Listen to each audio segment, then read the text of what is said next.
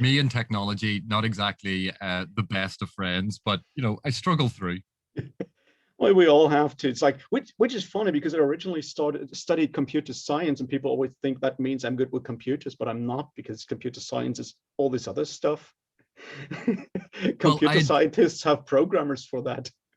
I remember my first degree was studying law, and I was talking to someone one time, and they went, "Well, what's the law about, blah blah blah in Florida?" And I'm going, "Well, I don't know."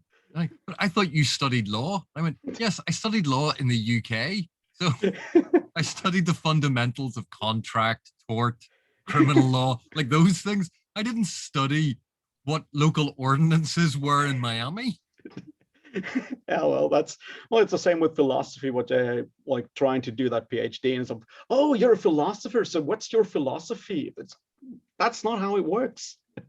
Live fast, die young, leave a good-looking corpse. Pretty much, yeah. I'm a Deansian. Well, it's definitely one of the better ones out there. I can tell you that. By the way, so Stephen Erickson asked to do a three-way discussion with you and me about the whole Joseph Campbell thing. Yep, that'd be fantastic. I think I can borrow my wife's Zoom account, and that way there's no time limit on it, because I think with Yeah, three people, the free account kicks you out after a while. yeah. After 40 minutes, it kicks you out. Otherwise, I would have probably borrowed one from university. But if you could do that, that would be perfect. Because the thing is, I disagree with you and Steve. You disagree with me? Okay. Well, Well, in that case, we should definitely leave that for when we do that discussion. The way it's like so many things. Niffelrug had done a great video about Tavor as the transcendental character. Yeah. And so I went, I can get to exactly the same place, but in a different way. Yeah, And so I saw that video. yeah, and a couple of times now, like you've made an argument about something, and I've gone, I agree with 90% of it. Yeah. But the last 10%, because coming at it from literary analysis and as an editor and that sort of position, I go, but it's one more tool in the toolkit. It's not, you never use it prescriptively, and you don't use it as the only thing that you use, but it's one more thing to use in the mix. So yeah, the Campbell thing is actually quite interesting, because most of the folklorists I know absolutely loathe even the mention of his name. yeah, I know. Well, he definitely, wasn't exactly doing them any favors. Well, and because he was a lit academic, he wasn't an anthropologist, he wasn't a folklorist. So what he was doing with it was very different. But anyway, we can get into that argument when you have Steve backing you up and I'm all on my own. Yeah, well, okay, so let's try to do something else today, and like sort of started sort of officially now, and then we can see where it goes. I've brought myself a beer. I'm not forcing you to drink anything, though. It's just that I usually do that when I'm talking to cameras. And the thing was, my wife went, is Raf going to do the beer thing? And I went, he bloody better. Well, it's his brand. Yeah, it is. So in that case, well, cheers, I guess. Cheers. Cheers. All right.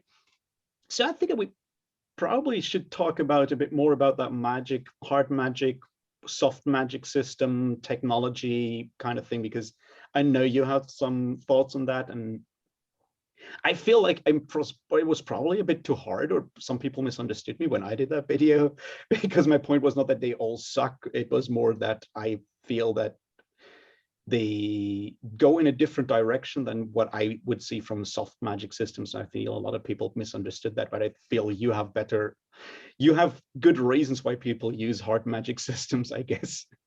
Well, and you can correct me if I misinterpreted what you said, but I think one of the points that you made was soft magic systems tend to go more toward creating the effect of awe and a sense of wonder a sense of the mysterious, and it's usually connected to some element of the divine, the supernatural, or something beyond the mundane reality of a setting. Would that be a fair synopsis, or? In a way, yes. I would say they create a sense of wonder. That was sort of my point there. And hard magic systems, they can have that in a way, but I feel their point is a different one. Like the point there is to lay out all the rules for the reader, and the reader then can try to figure out by himself how the magician, how the magic user will use those rules to achieve what he does. Whereas with a soft magic system, you don't do that. You just like waiting for the fireworks and go like, "Ooh, that's impressive." Well, because I think there are 2 points about hard magic systems that might be worthwhile discussing. So Okay. if I list the two now, we talk about one, and then you remind me what the second one was. That's a good idea. The first one is about explicit limitations in writing.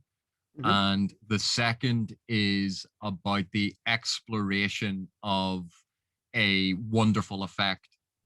So two different aspects, Mhm. right?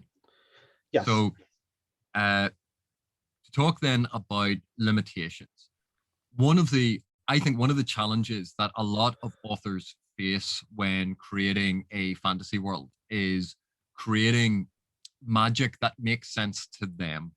Mhm. And by creating very definite rules, there is a way to then integrate that into the narrative and actually make your secondary world more authentic, to give it a greater sense of verisimilitude. So Mhm. it's much like by comparison or analogy to science fiction. If you create teleportation as a thing, but then have the world carry on absolutely as normal without integrating teleportation into the world, it feels like an artificial thing that stands out like a sore thumb. So the Yeah. novum needs to be integrated into the reality. So you have to think of the ramifications of it.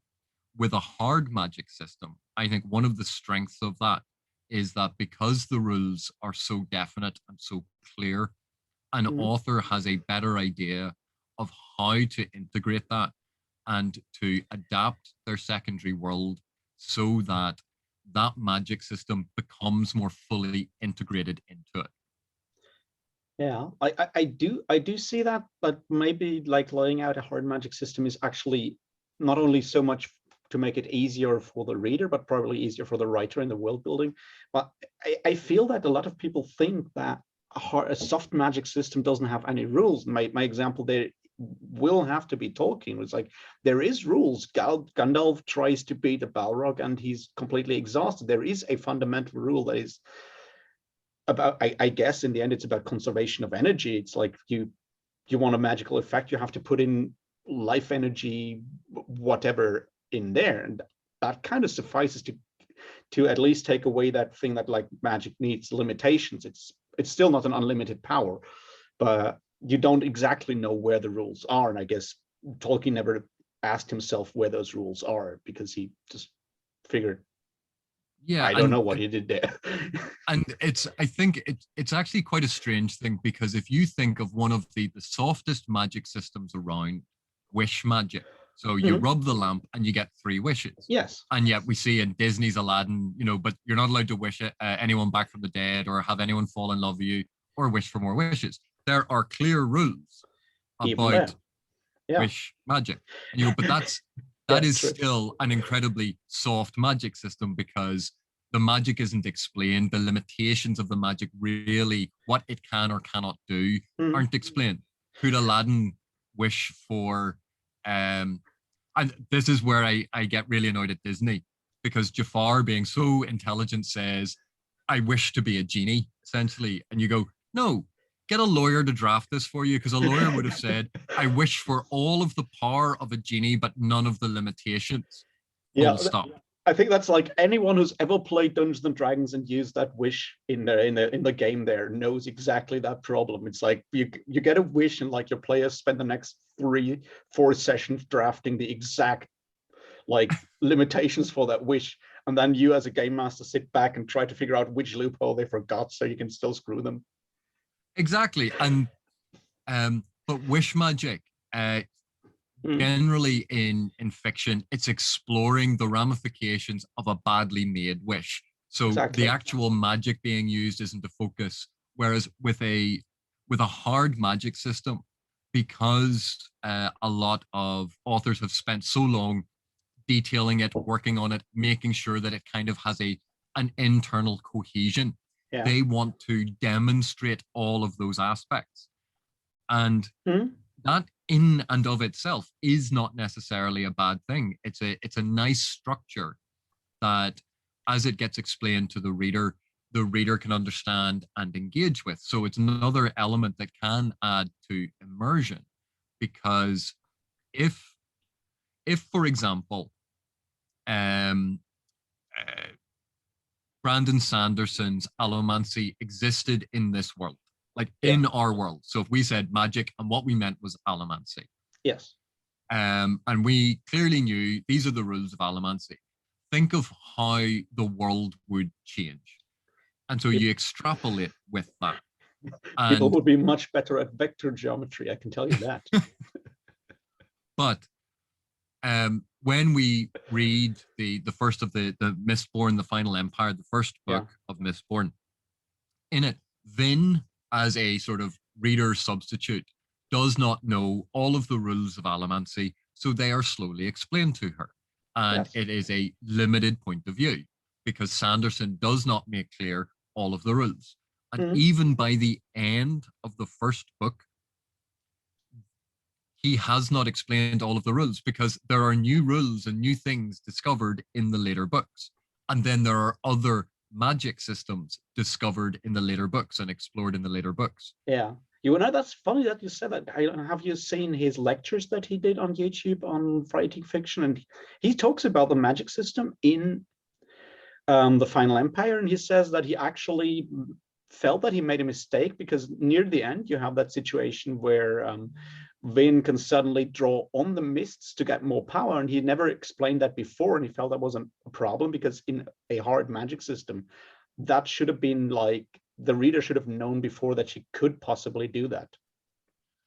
And I'm sitting there and I'm like, no, it's actually, it works, because it's still coherent as a system. And it, for one moment, gave me back that sense of wonder. And this is the thing, that while he as an author is assumed to have all of the knowledge of the system, because we as reader are have a subjective perspective that is limited, there's no reason why there are not additional rules that we're not aware of. So Vin drawing on the mist, you go, well, that could be part and parcel of it. It was just something that no one realized you could do, because the person that taught her didn't know, and the person that taught them didn't know. So just because you don't know something doesn't mean that the rule doesn't exist. Yeah, and I think that's actually sort of where my criticism was going towards, is that when I said that is sort of a problem of gaming, that of the gaming influence there, because we as people who play a lot of games, whether it's tabletop games or board games or computer games, we expect to know the rules as readers or as consumers of media. We expect to know exactly the rules and have a book or look how those things exactly work. So we as readers oftentimes feel cheated, and that's like when you hear the criticism for some hard magic systems, it's a hard magic system, but there's something in there that is suddenly, that's not explained properly. And then we feel cheated, because suddenly our focus as readers has shifted, and we expect to have the rules because that's what we get fed in a lot of our media at this point. Whereas, as you say, it's totally fine for the writer not to explain all the rules, because we have a limited viewpoint there. And I think there's also the intentionality of the author. If the author has made it very, very explicit that these are the rules, these are the only rules, these rules are set in stone and there are no exceptions. When they break those, there better be an exceptional reason why. Otherwise, you will engender exactly that kind of response of feeling cheated, that you've broken the rules for no reason. Exactly. Or you've broken the rules simply because it was narratively convenient, which is the cardinal sin of this sort of thing. Yeah. And like a good example of that is in David Eddings. I think it's actually in the Malorian. And David Eddings has the softest of soft magic systems, the Yeah. will and the word, where you visualize what you want, the effect that you want. You pour your will into it to give it the energy to happen, and you Uh-huh. vocalize it with a word which uh, causes the effect to happen in that moment. And you have a Yeah. very silly issue where someone's kicked down a door, and Garion points at the broken doorway and just goes, door.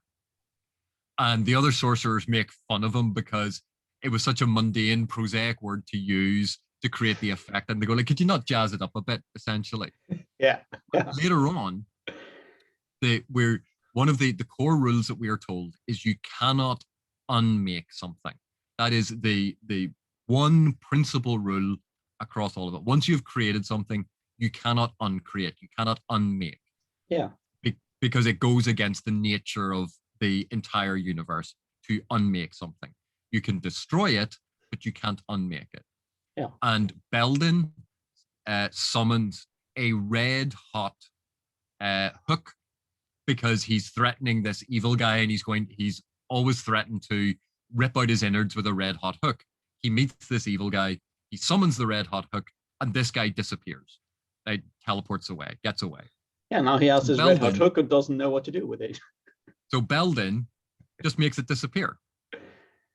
And there's no explanation for this apart from because he doesn't teleport it away, because there are rules already established in the narrative about teleportation. He summoned this from nothing. He created it. He then uncreates it. And what we know about that is that should have rebounded on him. The hook should have dropped to the ground, and Belden should have uncreated. Yeah. But he just makes it disappear, and the story just moves on. And Eddings violates the only rule Yeah. that is hard and fast and you cannot break. A hook is kind of like Chekhov's gun, and then he finds out that he cannot use it, and so he doesn't know what to do with it. And you also have it is an issue that the X-Men is a really good example of this, of when powers are used conveniently, and then the writers don't think of that power as existing all of the time. They think of it only when it is necessary to use, when it is a narrative convenience to use it, and use it in a certain way. So, for instance, you have Magneto in X-Men 2 gets the iron out of someone's blood because they've been given additional iron, forms it into these little tiny ball bearings, and absolutely destroys the plastic prison that he's in. And you go, it's a brilliant scene. Yeah. But in all of the set pieces, they always have Magneto trying to lift really big things. And you go, why is he trying to lift big things? Why not little small things and fire them everywhere incredibly quickly? Yes. Why throw a big heavy car slowly through the air so that someone can set fire to it and it looks like a giant fireball? Oh, well, because it's cinematic. Yeah, exactly. Instead of, here's 5 ball bearings, I've just absolutely wiped out your entire army. Yeah. And that it's clear that in those instances, the powers, much like magic, is not being integrated into the world. It is an effect and a scenic thing that they want to add in, a visual effect. And I think that's part of what you were talking about RPGs and how they move the focus onto the effect of the magic and not what the magic actually was. Yeah, I feel, in a way, that's definitely part of it. It's definitely that. And I think like another thing that I just thought of when you were talking about is like the other thing there is that we generally through like things like probably comic books, better visual effects in movies, computer games, and so forth, we generally put more emphasis on powers and magic because they are cinematic. And when you read like older tales, yes, there's wizards, but they're very rarely like super like cinematic in what they're doing, because on the written page, you can only describe fireballs so many times, and they're just like one part of the story. But as soon as you actually get impressive visuals, either on a drawn comic page or a comic book page, or in like your computer game or on your movie, suddenly it's much more tempting to have more of those scenes in there if your budget allows it. Like obviously in a comic book, you have basically limitless special effects budget. But so yeah, so you put more focus on it, and suddenly at the same time, suddenly it becomes a more integral part of your story, and you hang more on it, I suspect, or you also want to show it off more. And that's my other issue with a lot of these hard magic systems, is like writers building them up and then they're way too much in love with them and want to show them off all the time. Especially like Sanderson's with Mistborn, the first one. It's basically one tech demo for his elements, which is cool. I grant him that, but it's so much of that is just him showing off his cool magic system. But and again, it's a guy. I was a big fan of the magic system, the Allomancy that Sanderson created. But there was this very curious thing, because Vin, it's pointed out to Vin that a lot of the Allomancers, the Mistborn, who can use all of the different parts, very rarely carry metal because it can be used against them. Yes. But she always carries coins because they're really useful. Yes. And they go, oh, and our private guards won't have any metal on them in case an enemy Mistborn comes in and can use the metal against them.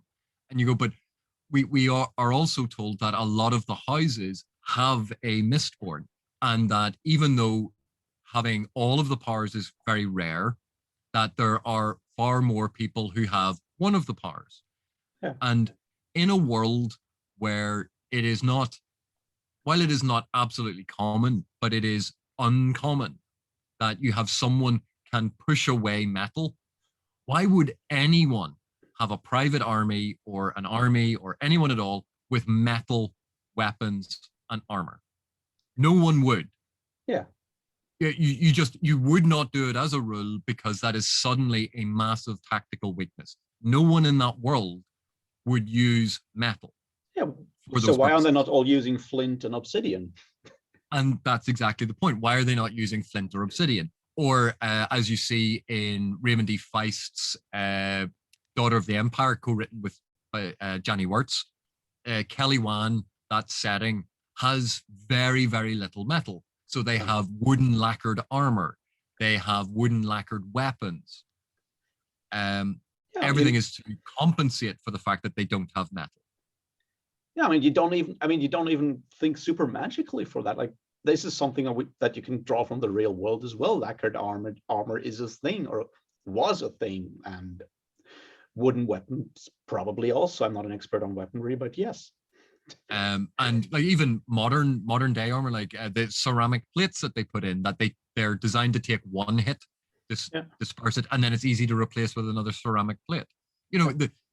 And so when you look at how good the magic system is in Mistborn, there's an element of the integration that, at least for me, and it mightn't affect anyone else, but for me, the integration to the same level is not there. That a lot of the development went into making the magic system work, but not necessarily think through the ramifications for the entire secondary world. Yeah, I guess that might be one of those things that there's this quote about probably apocryphal, but apocryphal. They quote about Casablanca, which has so many plot holes, and it's like, well, I just make it so fast people won't notice. And in a way, that's what Sanderson does with Mistborn. He just makes the magic system so flashy that people don't think about the rest until they read it for like the second or third time, I guess. And and this is, like, we see a lot of this in modern cinema and modern TV, that because the visual is so flashy, because the action is so frenetic and action-packed and quick cut and moves forward so quickly, there isn't a moment for the viewer or the audience to sit back and go, hang on a sec, none of that makes any sense. Why would any of these people do this? This doesn't make sense, or you've completely forgotten the thing that you said at the start. because you're carried along with the pace of the narrative. Yeah. My question is that inherently bad, or does it No. really depend on the kind of story you're telling? It's like, But like all of these things, it's not.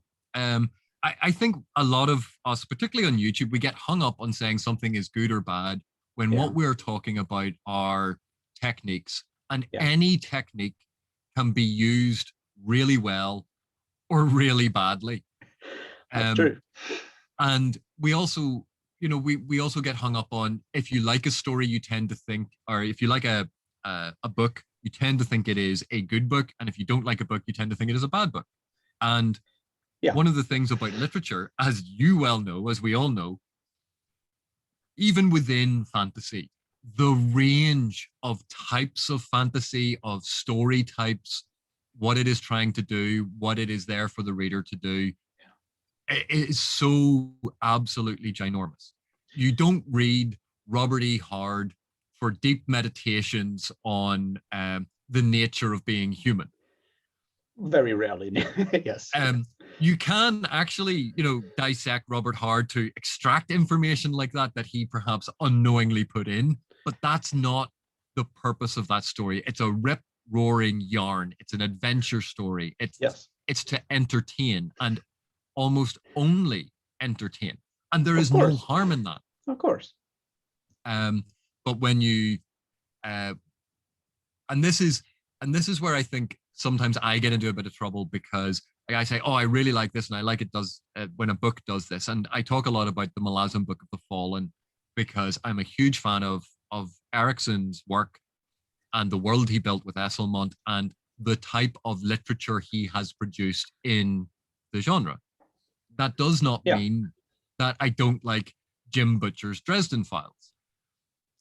But I don't think that Jim Butcher's Dresden Files are in any way the same type of literature. I don't think that Butcher intends his novels to be read in the way that Erickson intends his. I think Butcher intends to tell a Mhm. great, entertaining, page turning story that you will listen to, you'll be carried along with, that you'll love, you'll get invested in the characters and have a lot of fun. Yeah, that's fine. And you go, yeah.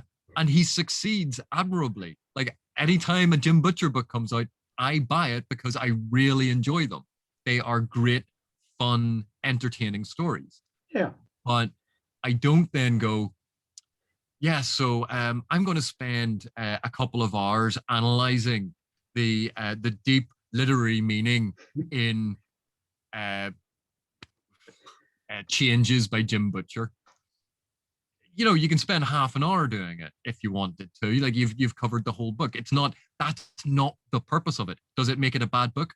No. No, it is a great book, but Yeah. it's not the same. And people think that when I describe books like that and say that, they and it's my fault. I say they're just stories. And I shouldn't say that. I should say they are great stories. But Yes. what Erickson did in the Malazan Book of the Fallen is a great story, and Other there are things. Yeah. additional things. Yeah. I see what you mean. I mean, the whole idea of what like people on YouTube talking about books do, or people on YouTube talking about entertainment do, is a whole nother thing. And I sometimes feel bad because I sometimes feel like, okay, so that's kind of a political question there, right? Because what the internet does and what YouTube does is it gives everyone a voice. It makes the art commentary, let's call it commentary on art forms, very democratic, and that's great. But on the other hand, that takes out in a way something that you have from people who are trained art critics, if such exist. So you have people using like all kinds of terms that they pick up somewhere and throwing them around in all kinds of different ways. And what they basically mean is, I really like this story, and I'll try to find words to explain to you why. But what they say is, this is a good book because the narrative works, and this and this and this. And you're like, yeah, but you never explain what you mean by narrative. You never explain what you mean by plot. You never explain what you don't define your terms, because that's something that is rather alien to like everyday conversation, because we don't do that normally. Because yeah, and like you understand this with your studies, that yes, being specific in your terminology, being so exacting in what you mean, because I in general discourse I will use narrative, story, and plot almost interchangeably. yes, When I do analysis, I have very specific meanings for each of them. But when I've recorded YouTube videos, I find myself slipping into a more relaxed discourse, and yes, therefore my lexicon slips from analysis to talking. And so sometimes I have used plot and narrative interchangeably, and I never should, and I don't do it when I'm doing written analysis. yeah, Um, exactly. and it does cause some issue, because it is everyone is entitled to an opinion, and everyone should be out there reading what they want. They're allowed to have their opinions on what they want. None of us can gainsay that in any way whatsoever, because the Mhm. books are out there. You go and enjoy them or don't enjoy them, and that Yeah, is entirely up to you and the things that you like. It's a preference thing. yeah, But when it comes to evaluation of work, I think then that's where we need to be a lot clearer. So instead of saying this is a bad book or this book is badly written, you uh, you could say I didn't enjoy the style the writer chose to employ. And the yeah. difference between those two statements is night and day, because one is an evaluation of that author's skill. The other is an Mhm. expression of a preference. Yeah, And it is so easy for all of us to slip into, I didn't like this. This was really badly written. When what we mean is we didn't enjoy the style in which it was written. exactly. That's exactly where that whole like small like kerfuffle with Steven Erikson and writing characters came from, because a lot of people that go like, oh, Erikson can't write characters. I mean, I don't like the way he writes them. And then he writes that down in his way. And then people get mad at him again for like, oh, you guys, you were dumb because we don't like your characters. But no, that's not the point. The point is exactly that you said he can't write characters when you meant the other thing. And But even then, in his answer to that, he never said that you were dumb no, because you didn't understand this, or no, you but were dumb because he said, this is what I am doing. It's an established literary technique. This is one of the classic ways of writing characterization. Is it as yes, popular now in the fantasy genre? No, no, we're used to a lot more explicit description, yeah, where um, Kaladin was angry and he stared angrily at the person who had made him angry. And you're like, oh, I think this character is angry. yeah, yeah. But I guess that's like the other side, like the darkest side of the democratizing effect of the internet, is that it also gives a bit of rise to sort of anti-intellectualism. It's like people feel attacked so much easier, and it's like I do when Erikson writes says like he writes in an established literary tradition. They're like, so you're calling me an idiot because I didn't recognize it's an established literary tradition, and then they're like offended again, and then the whole But you go, circle starts no, again. but and this is it's an amazing thing, because some of the stuff that I've put on my channel, I recently did a chat with Philip Chase where we were discussing Memories of Ice, and I had mentioned the character of Stoney being raped, and because the point of view is with Gruntle, he views this as a call to arms. This is the moment that spurs him into dynamic action. Yes. And I said, this is analogous to the comic book term fridging, and it has become an excessively overused trope.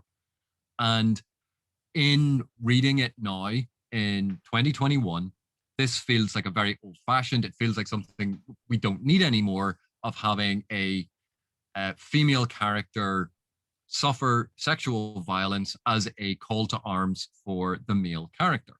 True. And that I thought that Erikson, if he was writing that scene now, would do it completely differently. Probably. Because times have changed, cultures have changed, awareness has changed.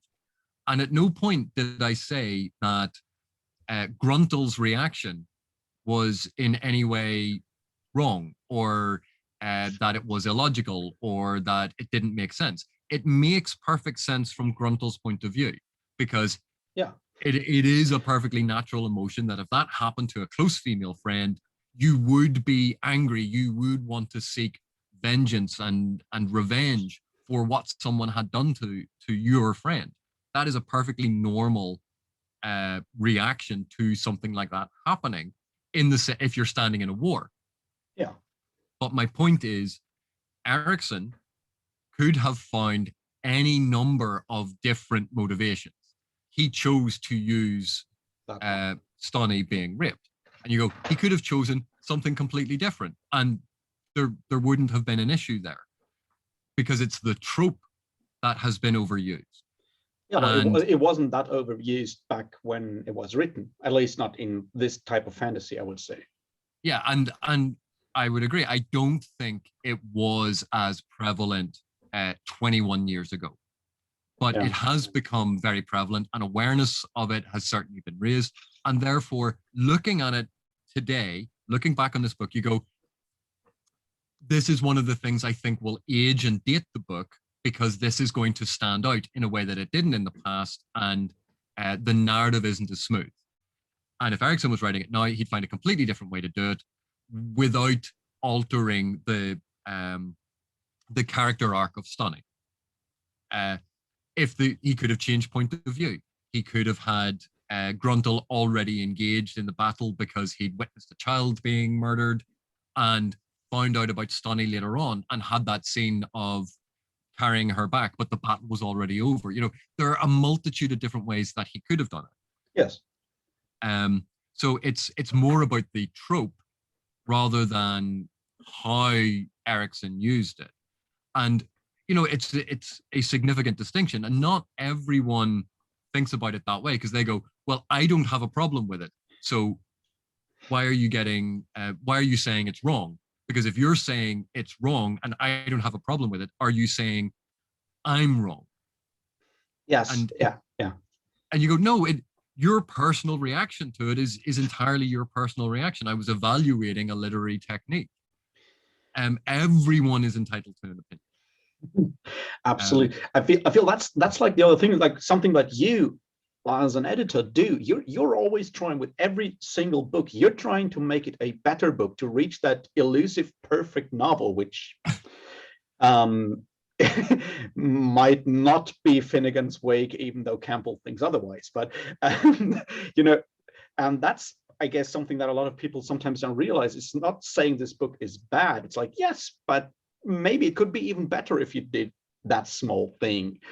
And then people go like, yeah, but the author wanted it that way. And it's like, well, probably you had to talk with his editor about it before, and you just don't know all these different iterations of this part of the story because you only see the finished product. And you think that finished product is the perfect version of this novel. It's not. It's usually the point where like time and effort don't no longer justify working on it compared to what you can change in the future, because there's like this economic pressure on you. It's like you can't rewrite it 10,000 times, otherwise you'd still be waiting for Winds of Winter, which or Doors of Stone. I think Doors of Stone is probably the better example there. It's like I know, but yeah. Raf, I've already pissed people off with my comment. Don't you piss them off as well? Oh, I don't know. but I feel like that's an interesting thing there that I found like interesting to talk to you about, is exactly this, like what you try to do with your videos, and in comparison to the overall like YouTube booktube scene, because there is this huge group of booktubers, and I'm sometimes feel like I'm maybe not really part of that scene, because I don't know, just a small dude on the side. But there's all these like they use all these fixed terms in their like small bubble of terminology, and there's all these unspoken rules of how to talk about books and whatnot, and then someone comes along like you, for example, with actual academic training, or Philip Chase obviously as well, and sometimes you then start to actually try to infuse your academic vocabulary and stuff into that, and come from a completely different viewpoint. But booktube booktube is a bizarre thing for me. I didn't spend a lot of. I am not a social media person. You'd be stunned to know that I am not a social media person. Yeah. But it was I had seen a couple of different Malazan videos come up because Steve had flagged them or had messaged me about them, and I was watching a couple of them, and I started to comment on a few of them, and Philip Chase had replied, and we got into a conversation, and he recognized my name from one of Esselmont's books, and he said, "Are you that person?" And I went, "Well, yes." So we ended up having a conversation via email, and that's it. He had invited me on to talk about the Malazan stuff. Yeah. And then he and Stephen Erickson both went, "Well, AP, you have a web camera. Why don't you film things?" Yeah. And I couldn't do what a lot of those booktubers do, because like they have so much pressure on to read the latest book, get a review out of the latest book, have really slick editing to put together a really professional presentation.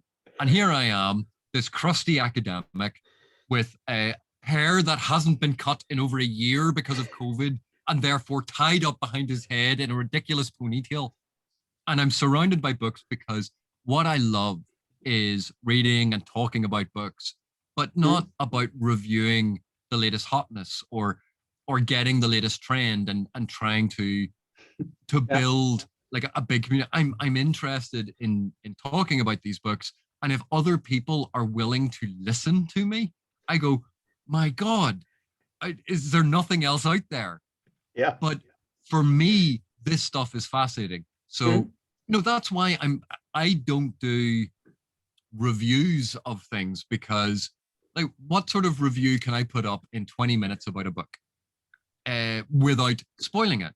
And you go, you can't. You can't do a 20-minute in-depth review that is going to give you a good idea about a book without revealing plot details.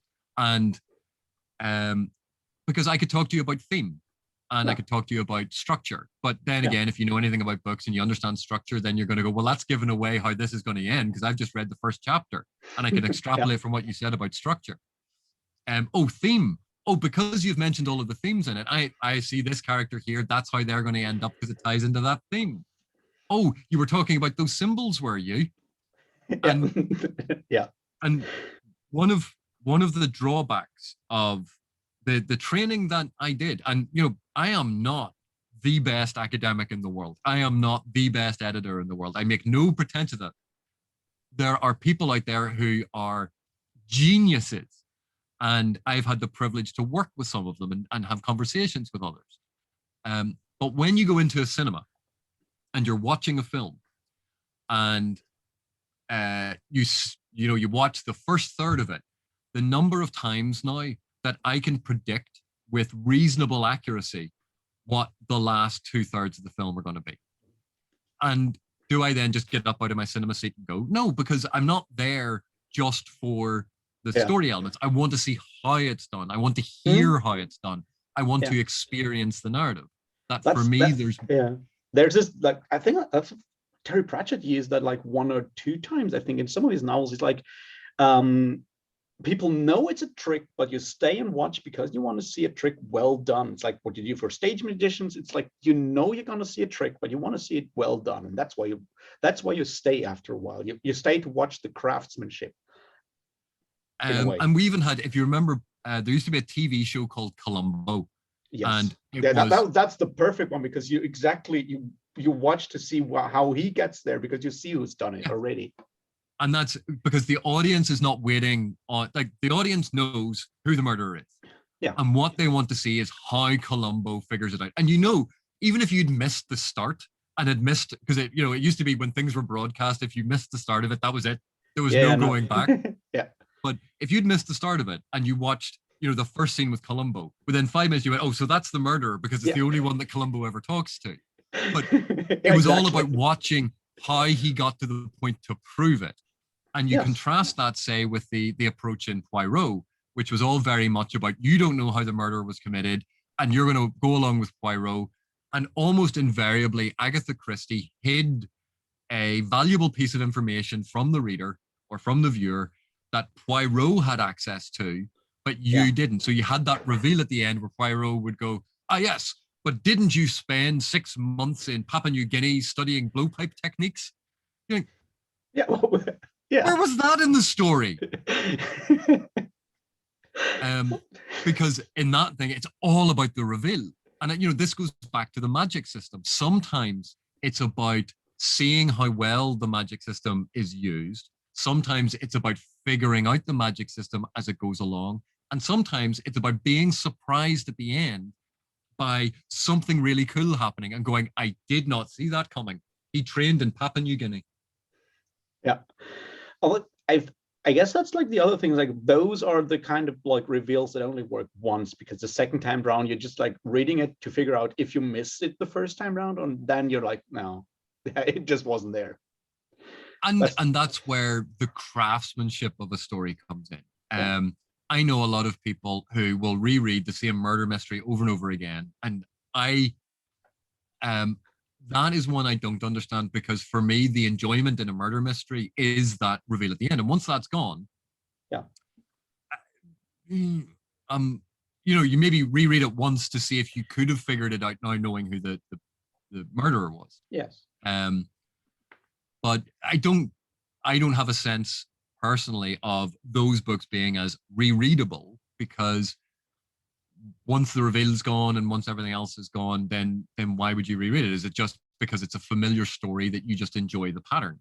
And certainly we see that in fantasy, that we have lots of story structures that are used repeatedly, and people go, I want more of the same, but only very slightly different. I want it different enough that it feels new, but I don't want you to diverge from that pattern because it's the pattern that I enjoy. Yes. I mean, that's fine. That's totally fine. It's like, why not? I can read a lot of questing fantasy if it's well done, but and again, it's like sometimes we talk about, we put a big emphasis on this is so innovative, and that is always good. And you go, well, sometimes a trick well done is better than a brand new trick that is absolutely terribly executed. Absolutely. I have that like a lot, because I do write music reviews for like a hobby. I've been doing that for a long time before I even started my own record label. And in music, the whole idea of innovation being like a valuable thing by itself is even far more prevalent, because it's moving so much faster in a way, because at least in the small subsector of the music scene that I'm like usually a part of, the idea of like innovation and being progressive by itself is like a value by itself. And that's a problem, because no, sometimes it's really good if you just write like 3 chords and it works really well. Yeah. And, obviously sometimes part of it is, I think, in order to stand out from the crowd, if your book has something new, if your story has something new, it helps it stand out from the crowd.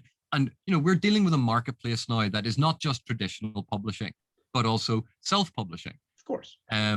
And we have ever expanding numbers of subgenres and sub-subgenres and sub-sub-subgenres of people going, I don't know if you've ever seen this, but you'll get people saying, I'm really interested in alien stories involving aliens that are insects, but only have red skin. Do you know any? And someone will go, well, funny you should mention that. Here's 6. Yeah. People have increasingly niche expectations about certain things that they like. And you go, that is absolutely fine.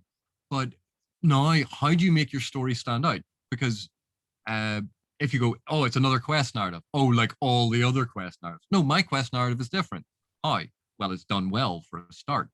Doesn't really get you a lot of fans. That's true. You Well, know, that comes across as a little bit arrogant. that's like an interesting question that maybe you know more about that because you're like sort of professionally more in like connected to that. Is like, I wonder how much the self-publishing scene has actually broken up this idea of using specific tropes, and not so much specific tropes, but specific narrative structure, specific like storylines in a way, because sometimes people are not trained the traditional way and just write whatever comes into their head, or is it just people write what they have read before, and since they already read Lord of the Rings, Shannara, and maybe Sword of Truth, they just write Tolkien ripoffs? Well, number one, I am not an industry professional. I'm a freelance editor. I do work with a very small number of authors, and I am not involved in the publishing side, and I have no connection to any publishing houses. No, I meant more like you read a lot of across the board. That's what I meant. And one of the things I find interesting is, as you and I both know, as anyone watching this is likely to know, the fantasy genre has a huge history, has a huge back catalogue, and anything that you can think of has probably been done at least once before. And we get what I see a lot of would be authors who maybe were writing in one genre or were writing literary fiction and have gone, you know what, I want to try my hand at writing fantasy. It seems to be a thing that can make me a bit of money. And they sit down and they write a fantasy and they go, look what I've done. Isn't this new and original and amazing? And readers look at it and go, have you read Guy Gavriel Kay? Have you read Stephen Erickson? Have you read Brandon Sanderson? Have you read David Gemmell? Have you read Robert Jordan? Have you read Margaret Weiss and Tracy Hickman? Have you, we can list out all of these authors and go, that element there, that's been done here. That element there, that's been done there. And part of it is when you come to a genre and you're new, so much of it is exciting and new and amazing, and you want to talk about it and you want to go, oh my God, like I never knew it could be like this. And you go, that passion, that energy, absolutely fantastic. Celebrate it. Yeah. It's like, but one of my favorites, like I actually did like a short video on that, is like Gentleman of the Road by Michael Chabon. And he obviously also comes from a more like literary fiction background originally before he started doing all kinds of things. And then he goes like, can I write a novella like Fritz Leiber? And yes, he can, because he understands what he's getting himself into. He probably read enough Fritz Leiber in his youth to actually know what he's doing. And then he brings all his like literary techniques to bear that he learned in all these other things that he's done before. And then it works. But he's then not going out and saying like, look, I've done this amazing thing. It's more like, look, I managed to actually do a Fritz Leiber story. And that works. And a lot of self-published authors. Actually, no, that's the wrong thing to say. Okay. I have seen some self-published authors. So this is anecdotal, an extremely small sample, and is in no way a comment about all self-published authors.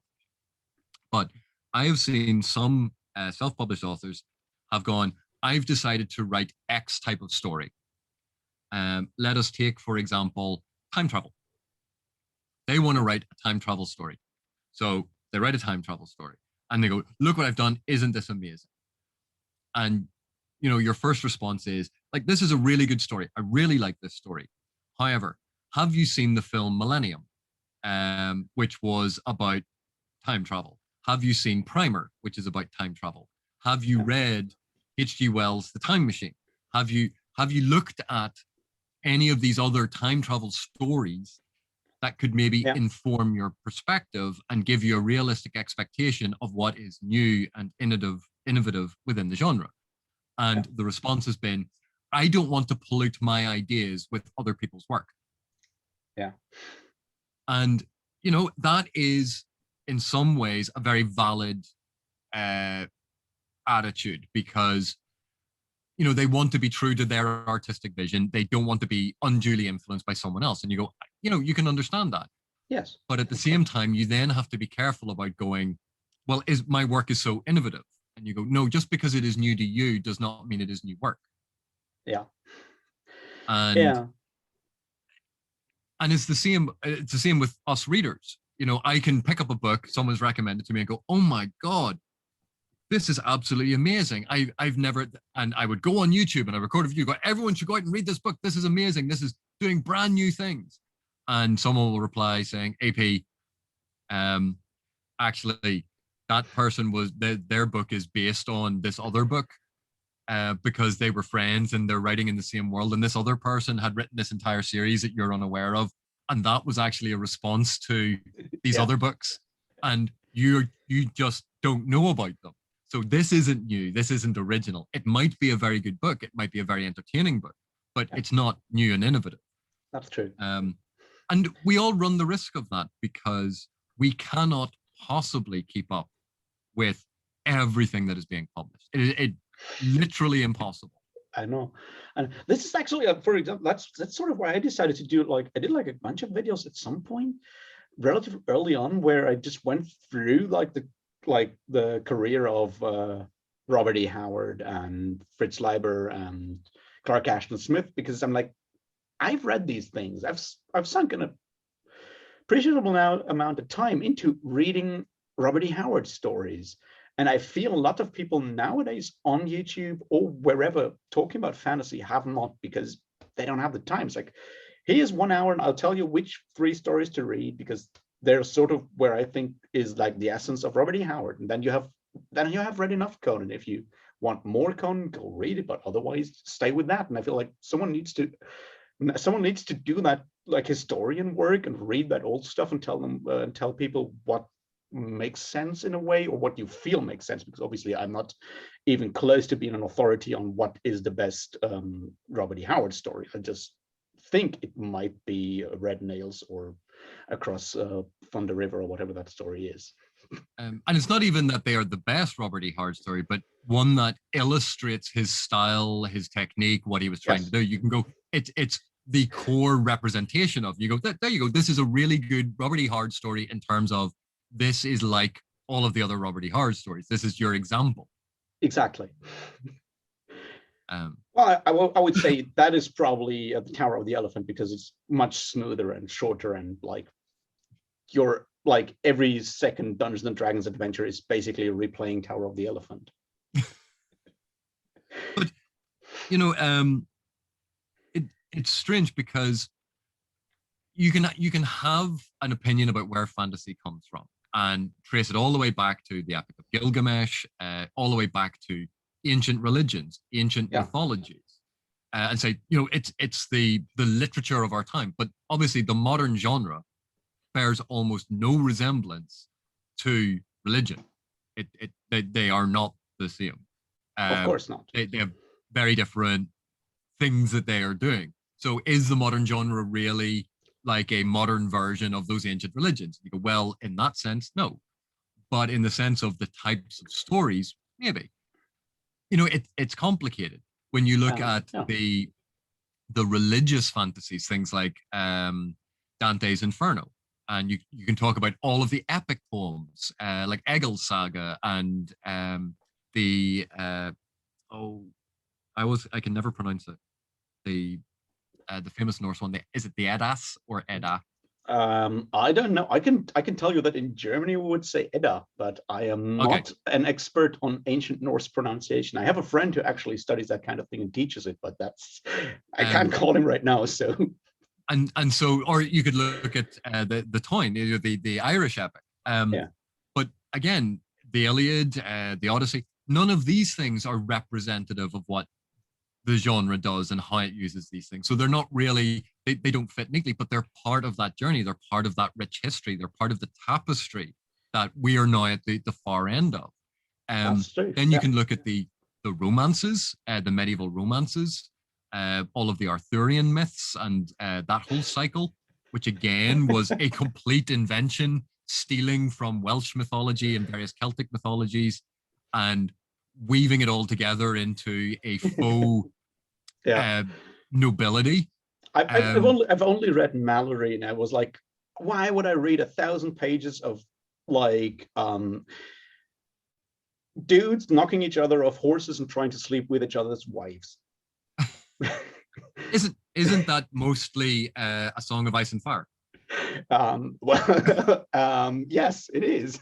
Okay, we have now officially lost all of the viewers because I made that joke. You made the joke earlier. We're done. Probably yes. But but Martin is a great example of this, where he took from the War of the Roses, and he took some of the aspects of the medieval romances, then churned those all around, and then put a modern or almost postmodern, gritty, filtered lens over it, and then deconstructed the story and did all of these elements. And you go, that's absolutely great. It's really interesting. Yeah, but you don't say. Yeah. Oh, sorry. I think like the other thing that Martin brought to the table, and that's the thing that I really appreciate him for, and is maybe not the thing that most people give him credit for, is that actually the thing he brought to the table as a fantasy writer at that point is his skills that he learned as a writer for television in the 80s. Because when you look at the chapter structures and so forth, it is written by someone who really understands how to make these smaller arcs that you need, like these smaller like dramatic arcs in a way that you need to do in television, in episodic television. And he brings that to Game of Thrones, and that makes at least the first couple of novels really gripping, because that's something that people who wrote fantasy at the time, like the early 90s, a lot of them did not like write in that structure. That made it so accessible to people who before that didn't read like fantasy, plus the grit, obviously. Yeah, and where Martin used that sort of episodic point of view focus, someone like Gemmell, who I was a big fan of. I love David Gemmell, but he wrote with almost a journalistic style, very very short, terse sentences, not overly descriptive, and it was at times almost reportage. But again, he was writing within a gritty milieu of the sort of the British tradition of Michael Moorcock, 2000 AD, that the anti-Thatcher sort of vibe of the time. Yeah. That there was this sort of counterculture in terms of grit and the dismantling of myth. And, Gemmell fits into that mode. And of course, that's where Games Workshop originated with their whole 40K thing and the grim, dark future. But that was, playing off all of the 2000 AD stuff where you had the more fascist Judge Dredd became, the more people liked Judge Dredd. Yeah, that's like this. I feel that's sort of this like Frankensteinian kind of situation. You create this and like, let's make Judge Dredd really fascist because we hate fascists and we want to show how bad it is. And everyone's like, whoa, Judge Dredd. And then, oh shit, we might have a problem there.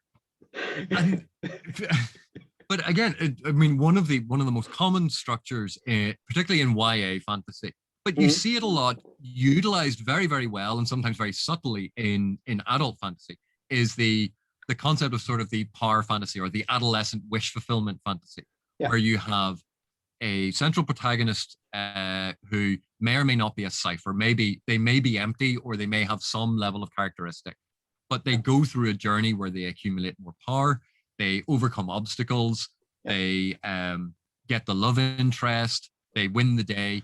And it's a feel-good story because the reader following this protagonist, you are inhabiting that space and there is a vicarious nature to experiencing their joy and power.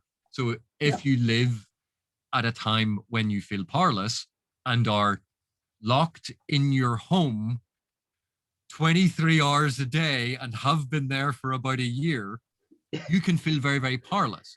And therefore the attraction of a power fantasy, the attraction of a fantasy where you can live out this wish fulfillment, that is a very powerful attraction. Does it mean those books are bad? No, it's a descriptor of what they are doing.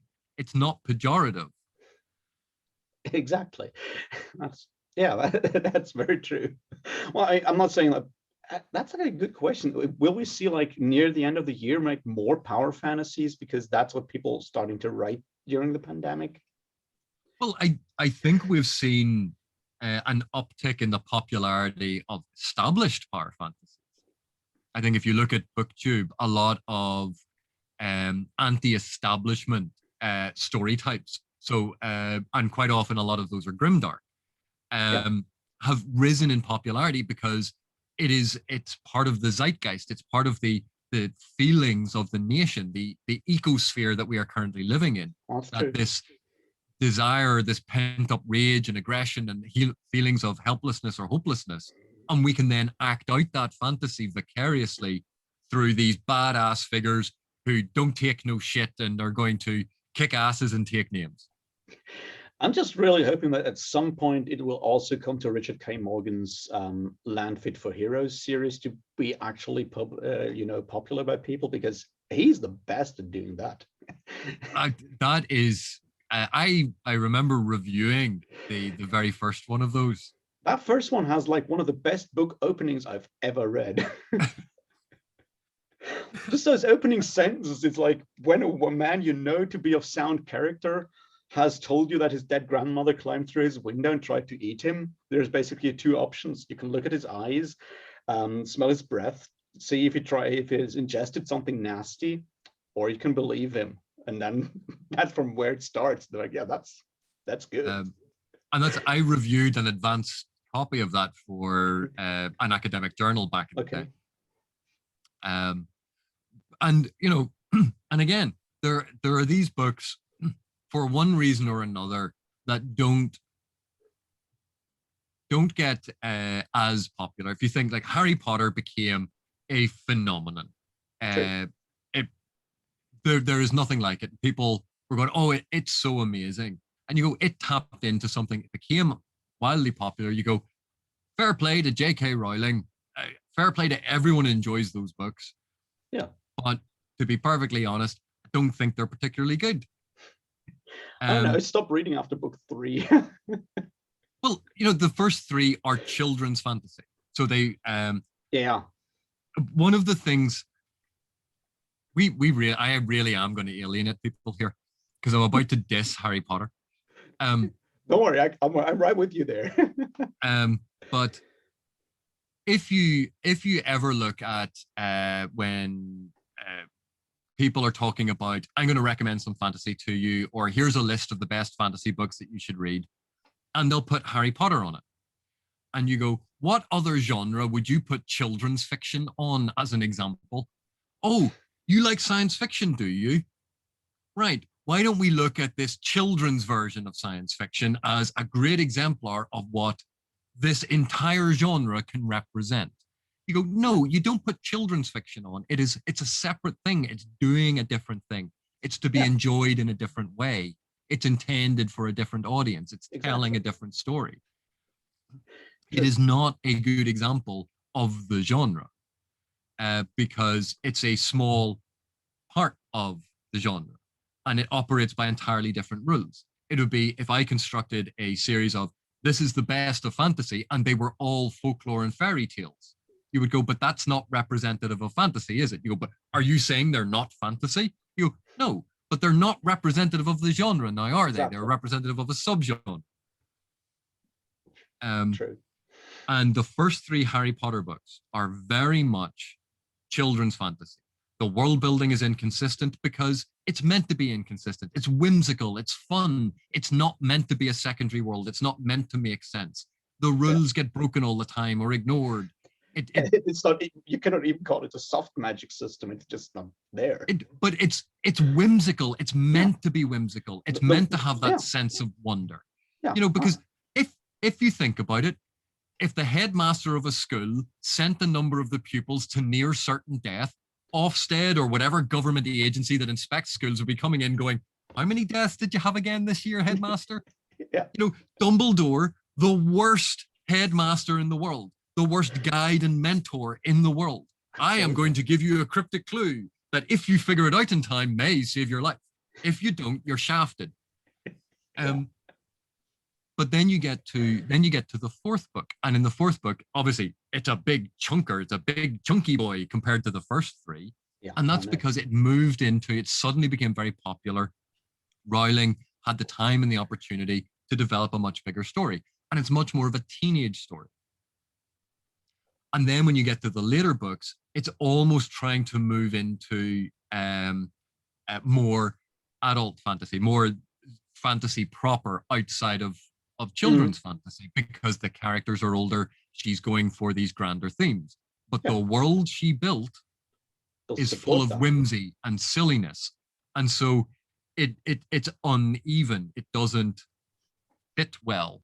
Yeah. I feel like if you want to do like a more adult theme of wizardry with a very English subtext of whimsy, then probably Dr.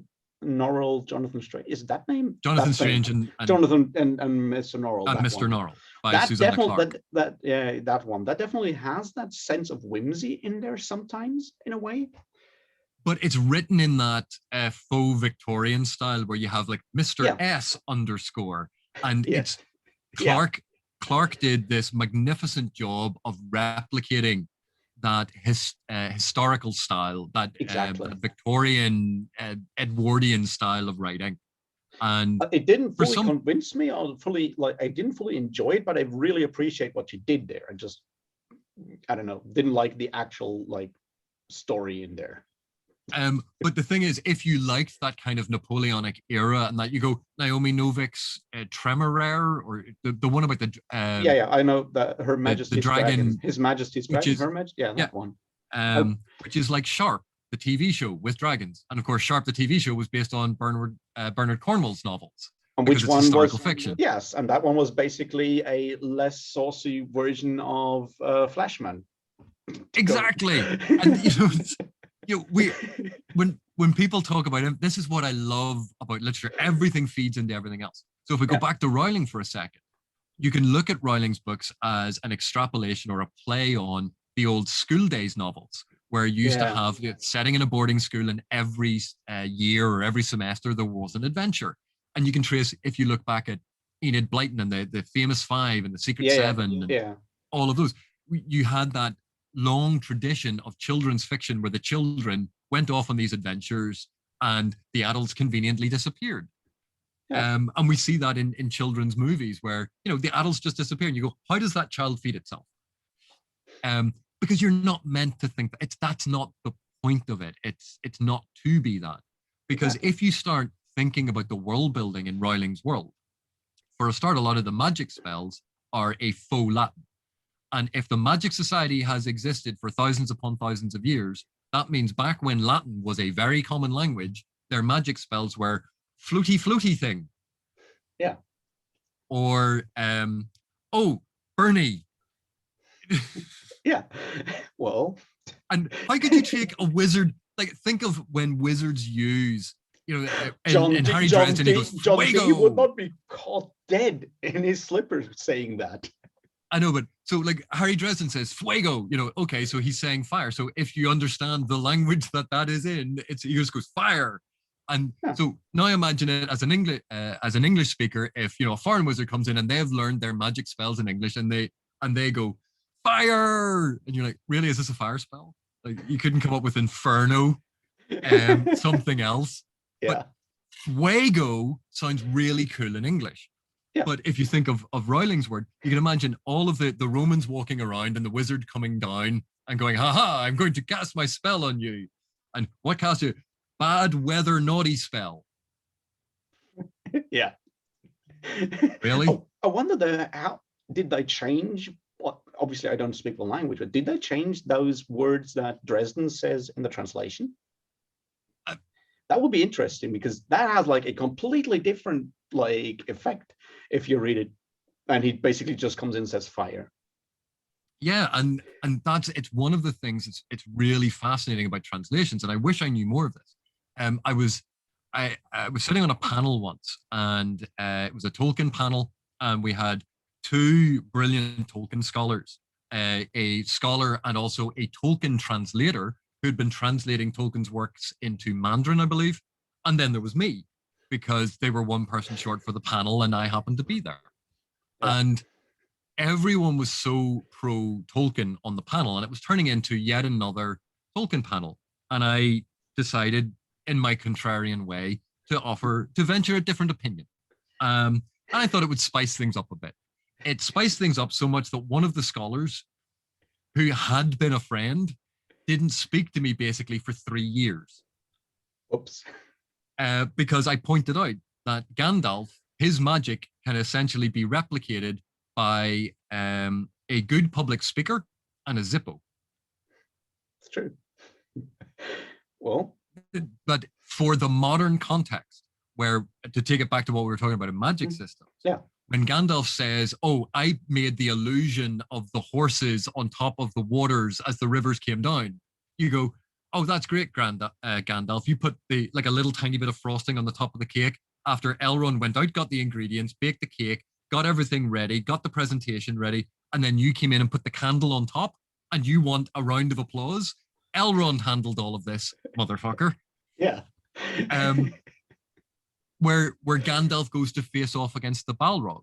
This is not about magical power in the way that the modern reader approaches it, because he doesn't cast a lightning spell, he doesn't cast a fireball spell, he doesn't try to blow the bridge out from underneath them. No. He says to the warrior, the ranger, and the archer, and then the 4 useless people, plus Gimli, who's not useless, but hard to classify. But the 4 sort of martial people, and then the 4 useless people, the hobbits, away you go. I'll go and take care of this big demon. He's a master wizard. He's a powerful wizard. He's a mage. He has all of this power. Yeah. And so he draws his sword. Yeah. And if you think of D&D, if a party came across a demon and the wizard went, "Stand back, lads. I'm going to take care of this." And they're like, "Oh, what's the wizard going to do?" And he goes, "Aha, I've drawn my sword." The party's going to go, "Oh God, we're dead." Yeah. Well, because that's not how we think of magic now. But of course, what Tolkien was doing, the Balrog was representing the evil, the demon, the infernal, that sort of dark aspect of power. And Gandalf was the angelic, the divine. He was representing that. And so it was a battle of light and darkness. And he actually puts this so super explicitly when he says, "It's like, you have no power here, flame of Udun." It's just basically those 2 symbols, and that's it. It's like, I'm the wielder of the secret flame, and they basically just list off who has more flames in their background, and that's it. And obviously, like we see a lot of that in old epics where they go like, "Here's a list of my names, here a list of my deeds. This is what I'm capable of." And so when we read that, does a modern reader look at that and go, "Well, that's dumb writing because Gandalf, you should have blown up the bridge"? And you go, it's not dumb writing. It's not bad writing. It is different writing. The effect that Tolkien was going for is not necessarily the effect that you expect. Of course, because his model is a completely different one. Because his goal is not to write a novel. From where I'm standing, is like Tolkien's goal is not to write a book that is entertaining to you as the reader. That's not his primary goal. When you read George R. R. Martin, his goal is to write entertaining, to sell books, because that's his background from the TV writing and so forth. Tolkien is like, I don't care if this book sells or not. I'm going to write mythology the way I understand mythology, because I just read the Kalevala, and it's just cool if everyone is singing, and that's kind of magical. And it is one of the things I love about the fantasy genre, the sheer breadth of the stories being told. Yes. Because look at Patrick Rothfuss's the first of the King Killer Chronicles, the Name of the Wind. Name of the Wind, yes. Now, Rothfuss has like really finely crafted prose. I actually think some of his prose is really beautiful, really poetic, really nice. It is really good. I agree. And it came out for me at roughly the same time as Peter V. Brett's. It was called The Painted Man. It's now called The Warded Man. I think they changed the name. Yeah, that demon cycle thing. The demon cycle. Yeah. I think so. I read them one after the other, and I remember reading Rothfuss's one and going, "God, this guy can really write." Yeah. It's a pity this story is about a super special boy who goes to super special grad school and runs out of money. So comes up with a scheme to make money, then runs out of money, then comes up with a scheme to make money, then runs out of money, then comes up with a scheme to make money, then runs out of money. Yeah. And I went, that's the structure. Super special boy, chosen one, goes to grad school. Grad school's expensive and he has to eat ramen noodles because he has no money. You go, I know that, I lived that. Yeah, we've all been there. And you go, is that a fair synopsis of Rothfuss's book? No, Yes. no, but that's not all that the book is. It's not all that the book does.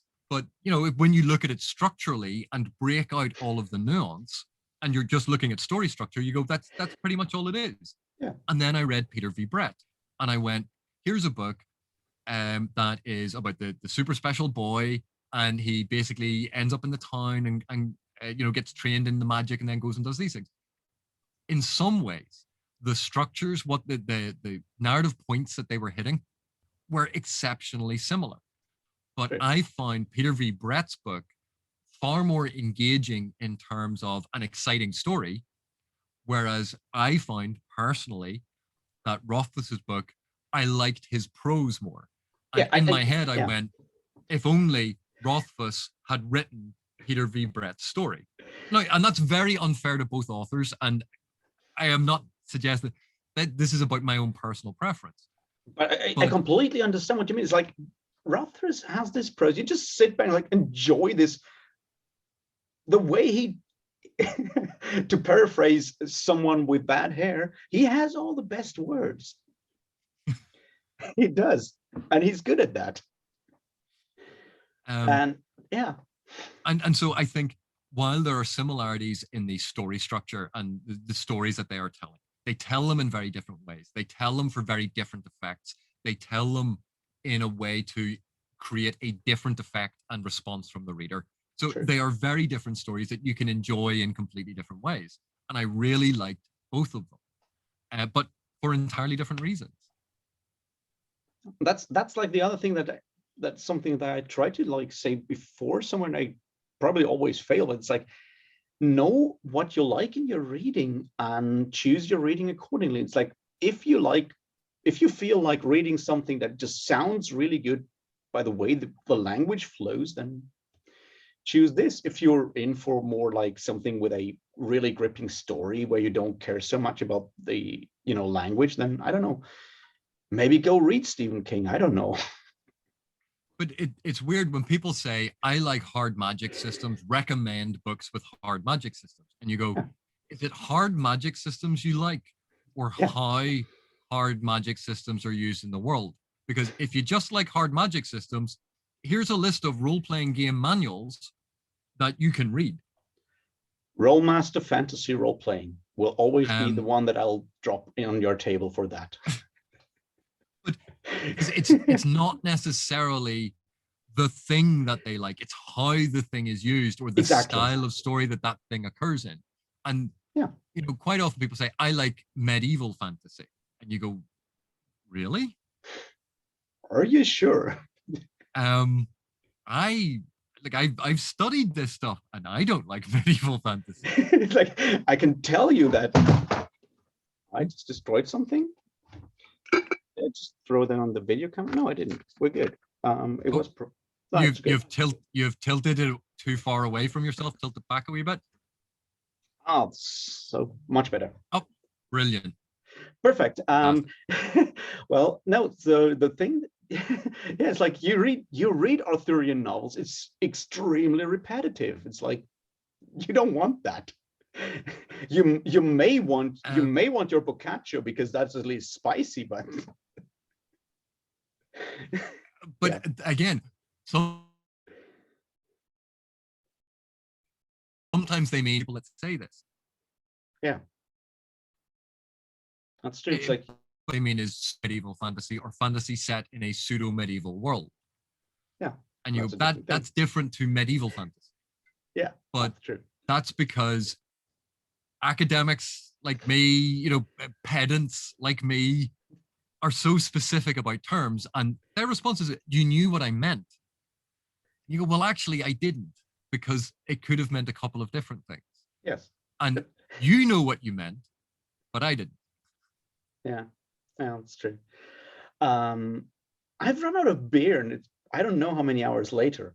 I feel we should maybe, end it here for today and talk again really soon about more of this, because I feel we can talk about this for hours. Oh, well, we can because the two of us are just rambling and offending everyone left, right, and center. And you know what? Yeah. Anyone still watching at this point, I am really sorry if I offended you. I did not mean to. I'm just sitting having a chat with a friend, and I am not being as careful with how I phrase things. Yeah, that's true, and I mean the same. I don't try to offend people most of the time. I'm like clear when I try to offend people. But anyway, Raf, this has been an absolute pleasure. Thank you so much for setting all of this up. This has been brilliant. It has been fantastic for me as well.